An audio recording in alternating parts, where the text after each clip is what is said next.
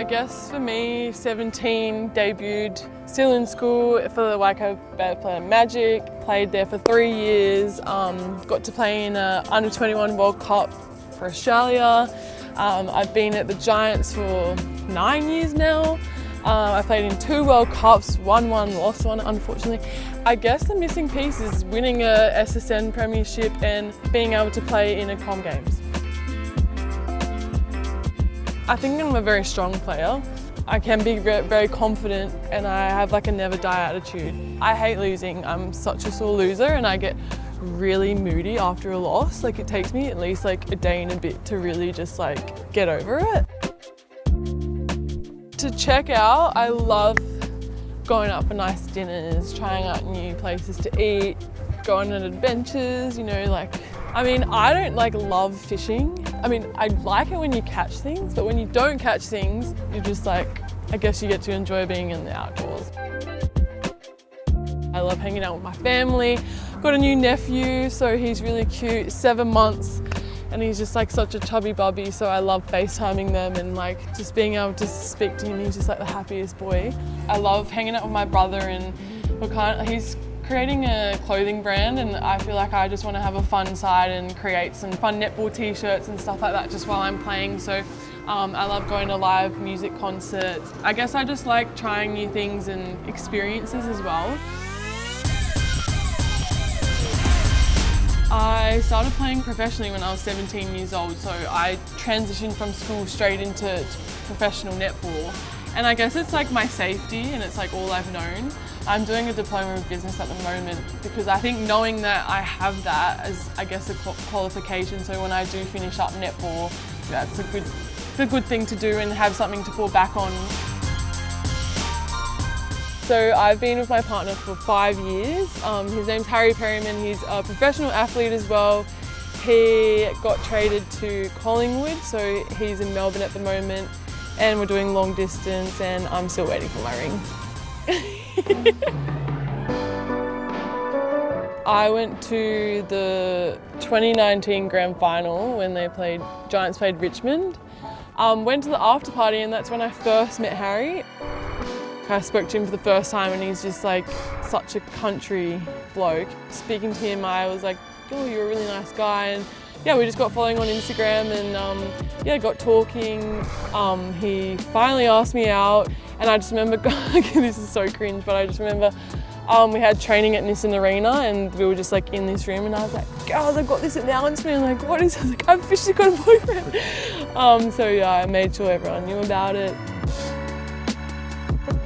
I don't like the long distance. Like obviously I'm able to live by myself and we are very independent in so many ways, but it's always nice to have that person that you have lived with to be able to go home to. And I think knowing that you only get so much time to play professionally is like so small in your life or your career.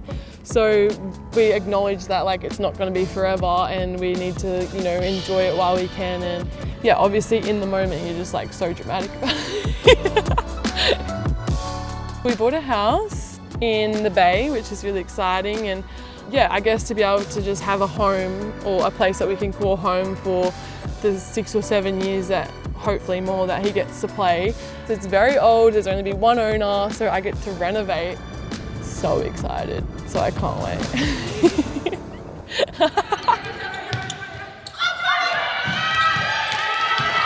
I first met Jamie when she was only about 17 or 18 years of age, so watching her grow up and become the person that she is now, I think has been a real privilege. She's a really, really big competitor and she's a winner, and that's what you want in your team. And I think she does so much work, not only on the game itself, but on her S&C and being the fittest and the strongest that she can be. When she gets on the court, she wants the reward for that. With me, stay. Yes, go. Yes, teams. Harry was deciding whether or not he'd stay or go. I think that period was very unsettling. But now we know exactly what the lie of the land is. Jay knows that we will give her every opportunity to be in Melbourne when she can, and hopefully with us. And if she happened to take a session off and train in Melbourne, I know it's going to be a great session down in Melbourne. So I trust her. I know exactly the work that she puts in. Tricky! All right, your turn.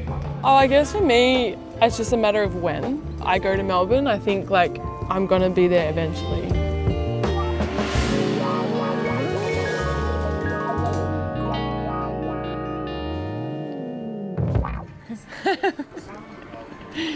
She's so happy. So you can have your coffee now. It's not extra hot anymore. Nah, still good.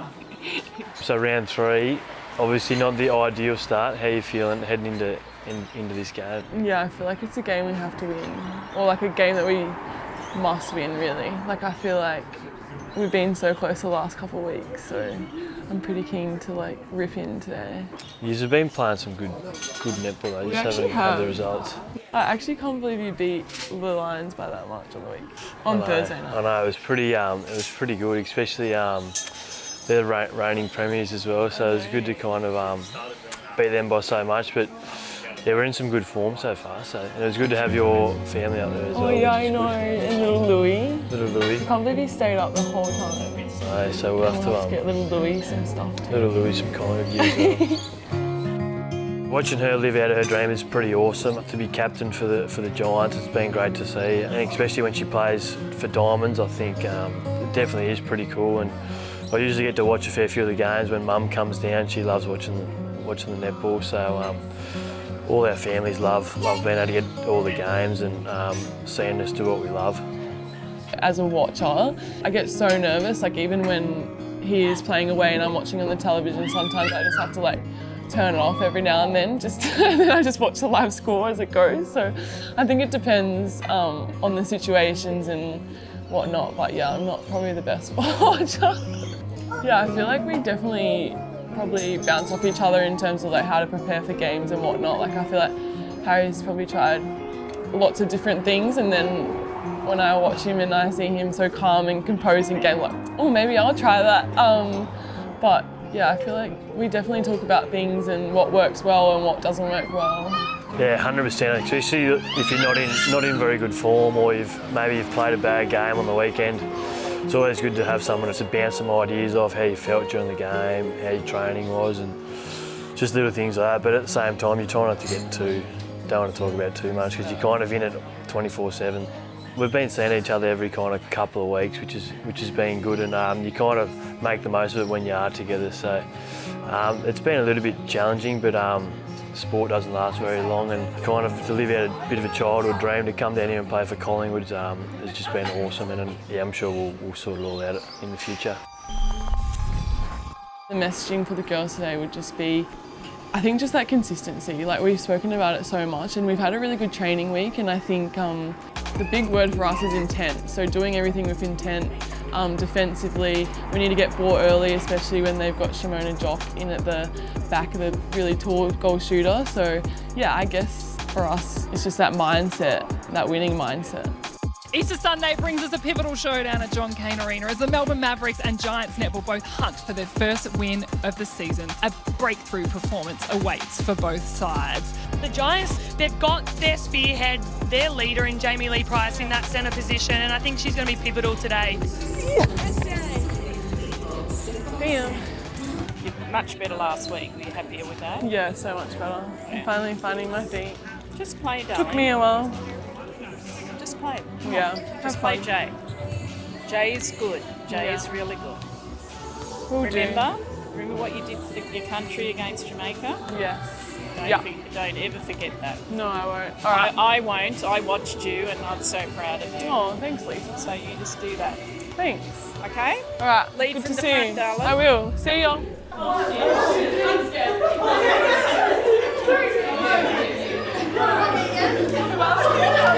30 seconds, Joey. Here we go. Good example of intent right there. We have it for the whole day exercise. And we're going to go hunting because Easter, baby. Yeah. We're rising up in the words of Tilly McDonald. Here we go. There's going to be plenty of great matchups on the court, but I don't think we can go past what's going to happen in that centre position.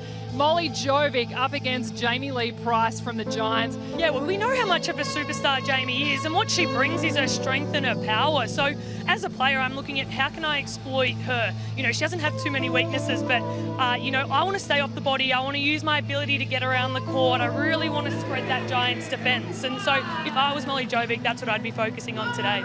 Both teams searching for their first win for the season. And here we go. Fraser getting comfortable at wing attack for the Mavericks. Straight away into Jock. Little miss under the post there for Jock, but a nice calming rebound and she slots it back in. Price. Sharp pass. Dwyer. Hart through the hands of the Mavericks defenders. Oh, long pass. Hay to Harton. And the Giants even out the score. It's what we needed. Price. Off balance, had nowhere to go. The Mavericks with smothering defence of this Giants attack end. Price fires it through to Harton. Back out they go. Of course, Jamie Lee Price, the go-to mid-quarter for the Giants, but Harton can't secure the ball. Price just waited to get that penalty call. Whips it around. It is a stepping call. She was too fast for her own good. Parmenta goes to meet Price. From circle edge, they drop it down to Dwyer. Oh, super shot there by Dwyer. That's exactly what the Giants needed. The unit pressure and defence from this Mavericks defensive end, they are smothering everything. Giants opting for one. Jovic being massive in this first quarter as she took the pressure and the hit from Jamie Lee Price. And the quick hands from Hope White into Sophie Dwyer. Bit of hesitation from Jamie Lee Price to give that ball. White with the roll-off, spins around, finds Jamie Lee at the top. Much better from the Giants. They can't finish it off though when it comes to the shot. Price, hugely important in transition for the Giants. White, this time, the connection to Harton. White. Strong take. Price absolutely smothered by the Mavericks defenders. Flicks it back in. She's a strong one. She takes them on. Anyone else come at me, she says. Price. Easy one to Dwyer. And now the Mavericks hit the lead by 10. Jovic is really weathering the storm. She's getting it from Jamie Lee Price. She goes past Sliger. It's another little hip and a little nudge her way to say, hey, we're here, but Jovic continues to stand tall. Dwyer, footwork call. The mistakes are not helping the Giants' cause, but the Mavericks continue to punish. Sliger has to do a long, loopy pass to Price. Price turns the Jets on, tries to get down quickly. Dwyer, Leather Barrow, there she goes, straight away. That's 3 from 3. Matisse Leatherbarrow from the other side of the court. She can't sink it. Number 60 for Shimona Jock. What a performance it is for the Melts, secure their first win for season 2025. Yeah, it's never good when you lose like that, especially when they put so much kind of time and effort in it. She wears her heart on her sleeve, so yeah, she'll be pretty flat about that one, but they've got some good young players there that are still feeling their way through the competition, and I'm sure they'll bounce back. I feel like it's just so disappointing in this game, particularly when we were both in the same situation when we both have lost 2 games, and I know going into this game I was so excited because it was such a huge opportunity for us to really build on, and I think learning to win, or just like having or knowing the confidence in ourselves and each other that we can win and we are good enough. Like I feel like as soon as we get a win, it's just like, yeah, we're on here. But I don't think it's the end of the world. Like I just think it's little things.